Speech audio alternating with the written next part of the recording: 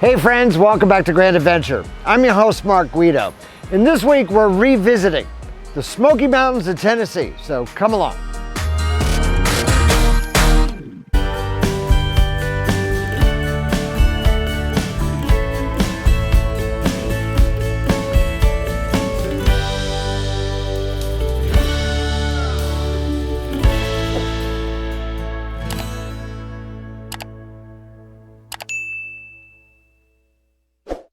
This episode of Grand Adventure is sponsored by eTrailer.com, where you'll find thousands of products for RVing, towing, camping, outdoor recreation, vehicles, boating, and more. Use the link down below in the video description to shop eTrailer with Grand Adventure. Great Smoky Mountains National Park encompasses more than 500,000 acres, straddling the ridgeline of the Great Smoky Mountains. Part of the Blue Ridge Mountains, which themselves are a division of the larger Appalachian Mountain chain, along the border between Tennessee and North Carolina.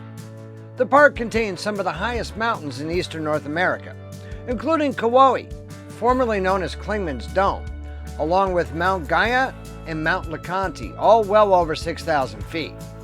With 13 million visitors in 2023, the Great Smoky Mountains National Park is the most visited national park in the United States. U.S. Route 441 climbs from the tourist mecca of Gatlinburg to the state border at Newfound Gap at an elevation of just over 5,000 feet above sea level. The name Smoky comes from the natural fog that often hangs over the range and presents as large smoke plumes from a distance. This fog is caused by the vegetation emitting volatile organic compounds, chemicals that have a high vapor pressure and easily form vapors at normal temperature and pressure. The park was chartered by the United States Congress in 1934 and officially dedicated by President Franklin D. Roosevelt in 1940. The park was designated as a UNESCO World Heritage Site in 1983 and an International Biosphere Reserve in 1988. Tourism to the park contributes an estimated $2.5 billion annually into the local economy, surrounding the Tennessee towns of Gatlinburg and Pigeon Forge, and to a lesser extent, Cherokee, Maggie Valley, and other towns on the North Carolina side.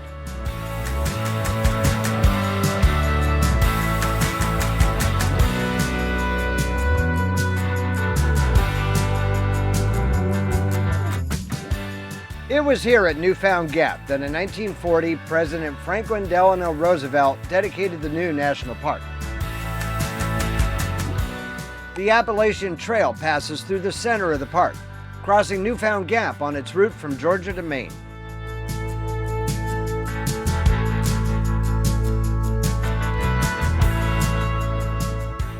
We're visiting just a few days after the rainfall from what was Hurricane Helene decimated the North Carolina mountain region and closed or damaged most area roads. So we're surprised to be able to descend from Newfound Gap into western North Carolina. We'll see how far we can get, for even some park roads on the Tennessee side remain closed during our visit. The Smoky Mountains have the densest American black bear population east of the Mississippi River. An estimated 1,900 black bears reside in the park, although the exact figure is variable. These elk were reintroduced to the Appalachian Mountains of North Carolina in 2001 and 2002.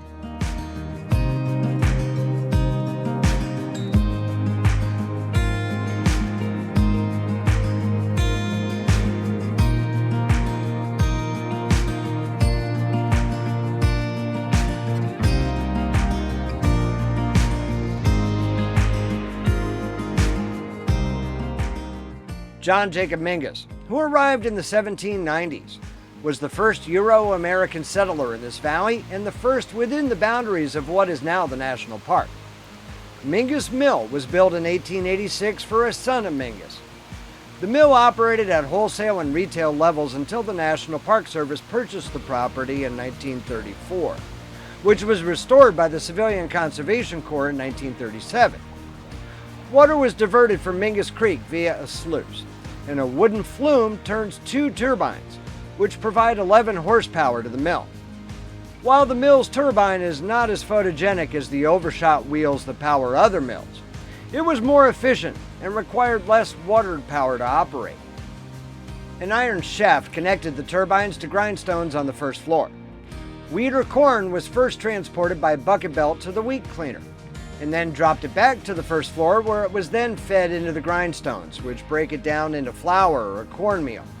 The flour was then transported back to the second floor and fed into the bolting chest, which separated the flour into different grades.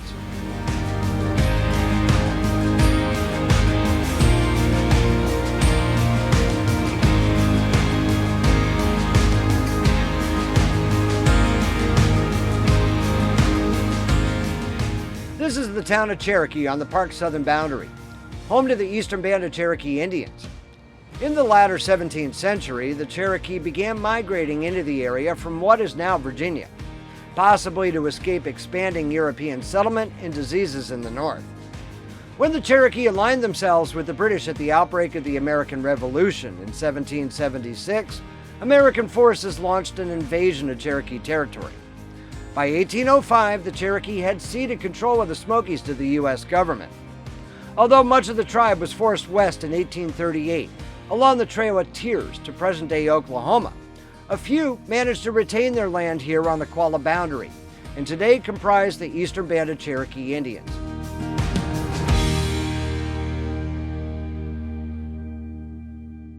When we come right back, following a quick ad break, we'll share our campsite in the Smoky Mountains, visit Gatlinburg and Pigeon Forge, and head out on a waterfall hike, so stay tuned. We're staying for the week in a quiet area adjacent to the national park known as Cosby, an eastern Tennessee town notoriously known as the moonshine capital of the world during Prohibition. We're enjoying a full hookup campsite at a wonderful area campground named Romestead Smoky Mountains.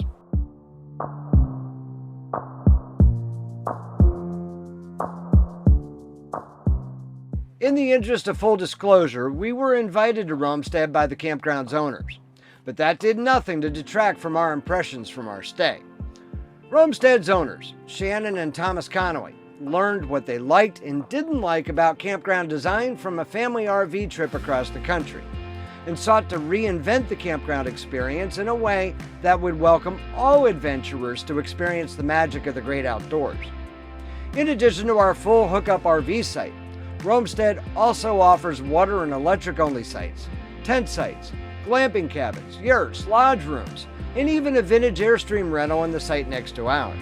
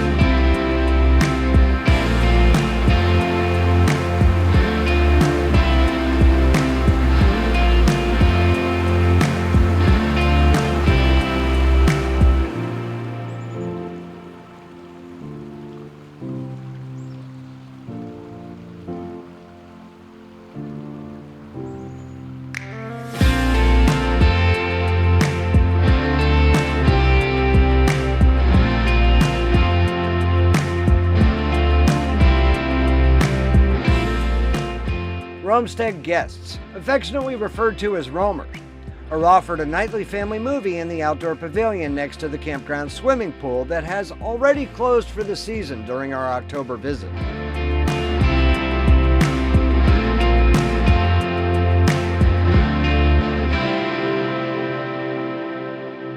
Despite our invitation, our visit to Romestead nearly didn't happen. Although the floods in western North Carolina from Hurricane Helene have garnered the most attention, the Tennessee side of the mountains were not completely spared.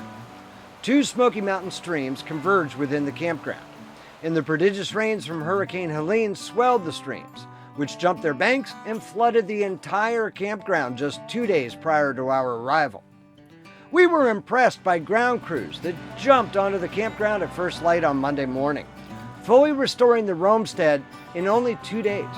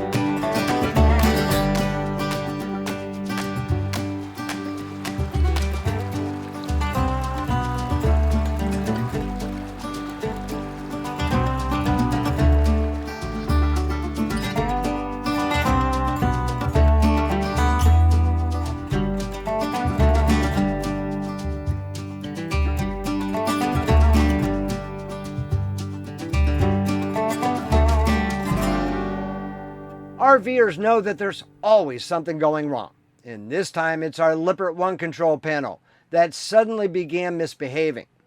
It controls nearly everything in our fifth wheel, including lights, slides, water pump, water heater, awnings, and more. Without it, we're dead in the water. The best price I could find online for a replacement was from our video sponsor, eTrailer. I didn't try to leverage our business relationship, and after arriving at Roamstead on Sunday night, I instead placed an order online just like any other customer. That order was picked, boxed, and given a shipping label before 7 a.m. the following morning. 2 days later, it was at Roamstead in Eastern Tennessee. We could not have been more impressed by the purchasing experience, and we're proud to count eTrailer as a sponsor of Grand Adventure. These folks have used themselves the products that you're shopping for, and you won't find a more knowledgeable team anywhere to help you with your outdoor project. Click the link down below in the video description to shop eTrailer.com with Grand Adventure. Gatlinburg is a popular Tennessee mountain resort city bordering Great Smoky Mountains National Park. Andrew Huff spearheaded the creation of the national park, and he opened the first hotel in Gatlinburg, the Mountain View Hotel, in 1916. The park radically changed Gatlinburg. In 1912, Gatlinburg was a small hamlet with 6 houses, a blacksmith shop, a general store, a Baptist church, and a greater community of 600 individuals, most of whom lived in log cabins. Today, it's a bustling hotbed of tourism, visited by millions.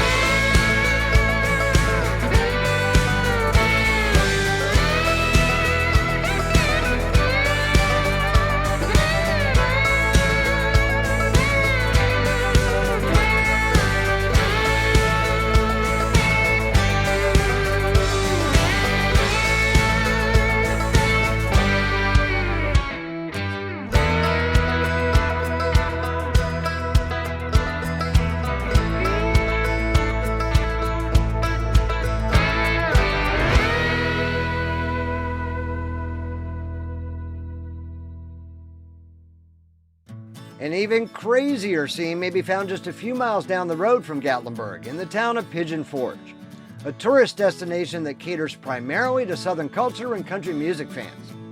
In 1982, hoping to capitalize on the publicity generated by the Knoxville World's Fair, Pigeon Forge initiated an aggressive economic plan that centered around theme parks, outlet malls, and live music venues. The city's innumerable attractions include Dollywood and Dollywood Splash Country, Wonderworks, Alcatraz East Crime Museum, Dolly Parton Stampede, as well as numerous gift shops, outlet malls, amusement rides, and musical theaters. Visitors arriving from the west must pass through Pigeon Forge to get to Gatlinburg in the National Park, leading to significant traffic congestion.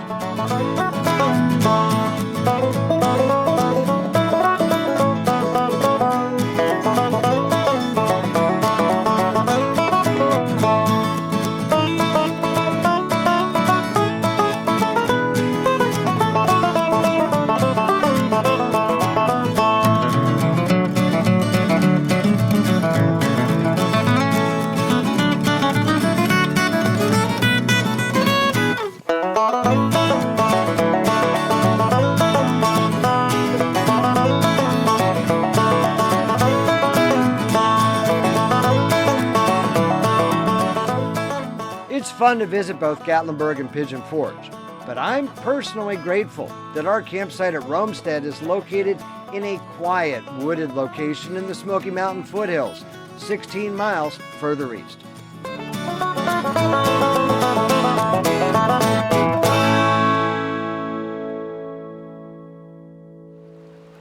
The Great Smoky Mountains National Park contains an estimated 2,900 miles of streams. One of those streams, Roaring Fork, rises into the mountains alongside Mount LeConte, right from the northern end of Gatlinburg.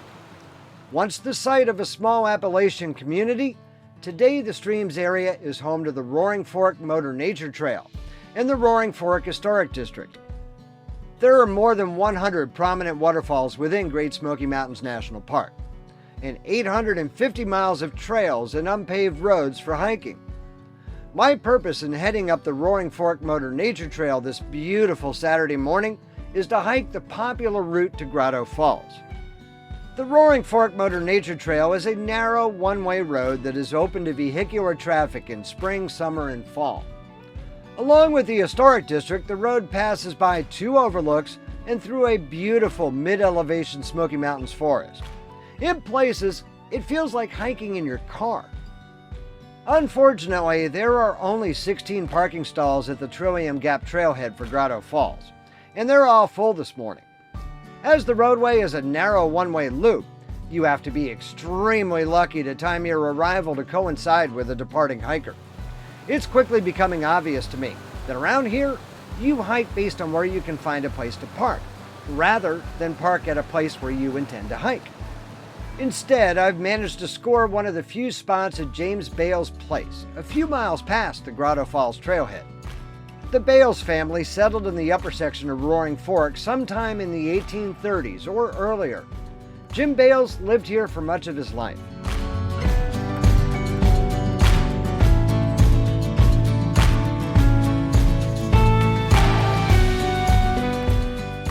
The corn crib and barn remain from Bales's farm, whereas the Alex Cole cabin, built by mountain guide Albert Alexander Cole in the last surviving structure from the Sugarlands area outside of Gatlinburg, was moved here by the National Park Service in the 1970s. The cabin is a single-pen one-story structure measuring approximately 20 feet by 18 feet, with walls built of hewn logs with dovetail notching. Fieldstone and loose rock comprise the cabin's foundation, and the cabin's gabled roof is covered with hand-split shingles.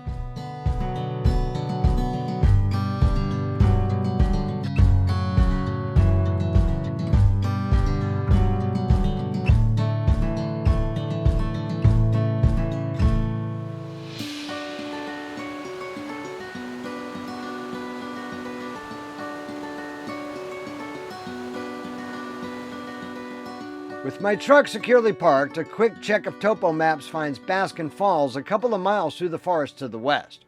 This has become my new objective. The Cove hardwood forest here is thick with birch, basswood, tulip trees, sugar maples, hickory, and hemlock, with much of the understory dominated by rhododendron.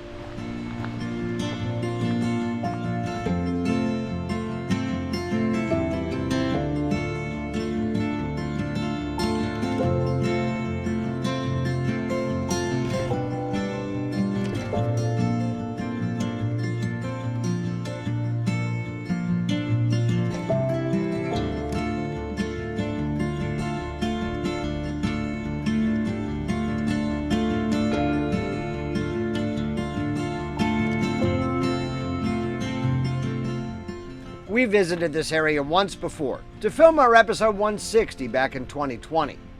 Our goal this visit is to see some things that we missed the first time around. So if you'd like to see even more of the park than we're sharing in this episode, including some more terrific hikes, the park's famed black bears, Clingman's Dome, the ghost town of Elkmont, Cades Cove, and more, we'll put a link to our episode 160, both right here on the screen and down below in the video description.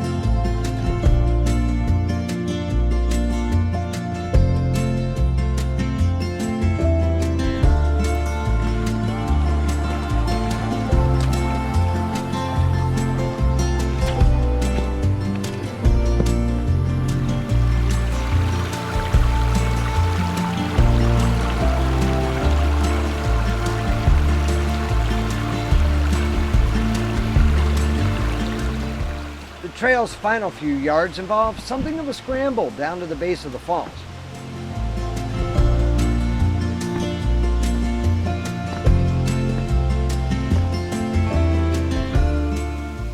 Baskin Falls has turned out to be a worthy destination.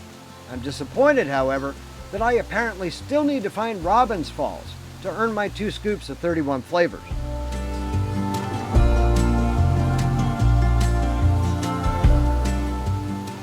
In the end, this may have worked out for the better, for there are far fewer people on this trail than there would have been on a hike to Grotto Falls. By the time I get back to my truck, I will have passed no more than a half dozen other hikers in the full 4-mile round trip. While I didn't see any of the park's prodigious black bears on my hike, I did manage to find one other creature that I was far less happy to see. This timber rattlesnake is one of North America's most venomous reptiles. Coiled up right on the side of the trail, it was huge, and it was pissed. We hope that you've enjoyed visiting the Smoky Mountains with us. Now, coming up next week, we're going to be heading for Mammoth Cave, Kentucky. So if you're not yet a Grand Adventurer, now is the time for you to go smash that little subscribe button right down there in the lower right-hand corner of your screen. And ring that notification bell to be sure that you never miss a Grand Adventure, which we premiere right here every Wednesday evening.